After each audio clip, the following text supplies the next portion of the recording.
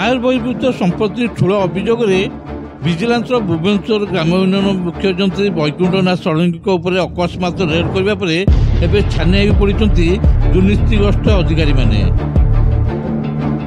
ବର୍ଷ ବର୍ଷ ଧରି ନିଜ ପଦବୀର ଅପବ୍ୟବହାର କରି ବେଆଇନ ଭାବେ ରୋଜଗାର କରୁଥିବା ବାବୁମାନେ କେତେବେଳେ ଯେ କେଉଁ ପରିସ୍ଥିତିରେ ଭିଜିଲାନ୍ସ ହାତରେ ବନ୍ଧା ହେବେ ଏଥିରେ ଦ୍ୱିମତ ନାହିଁ। ଯାହାର ପ୍ରମାଣ ହେଉଛନ୍ତି ବୈକୁଣ୍ଠ ନାଥ ଷଡ଼ଙ୍ଗୀ।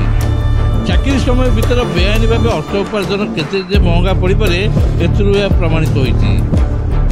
ବିଭିନ୍ନ ସରକାରୀ କାର୍ଯ୍ୟାଳୟରେ ବୈକୁଣ୍ଠ ନାଥ ଷଡ଼ଙ୍ଗୀଙ୍କ ଭଳି ଅନେକ ବୈକୁଣ୍ଠ ନାଥ ଷଡ଼ଙ୍ଗୀ ରହିଛନ୍ତି, ଯେଉଁମାନଙ୍କ ବିରୁଦ୍ଧରେ ମାଳ ମାଳ ଅଭିଯୋଗର ତାଲିକା ରହିଛି। ପୁରୀ ଜିଲ୍ଲାର ବିଭିନ୍ନ ସରକାରୀ କାର୍ଯ୍ୟାଳୟରେ ଥିବା ଏହି ଅଧିକାରୀଙ୍କ ବିରୁଦ୍ଧରେ କେବେ ଭିଜିଲାନ୍ସର ଦୃଷ୍ଟି ପଡ଼ୁଛି ତା ଉପରେ ରହିଛି ସମସ୍ତଙ୍କ ନଜର। ବ୍ୟୁରୋ ରିପୋର୍ଟ, ଦ ରୁରାଲ ନ୍ୟୁଜ୍ ଓଡ଼ିଆ।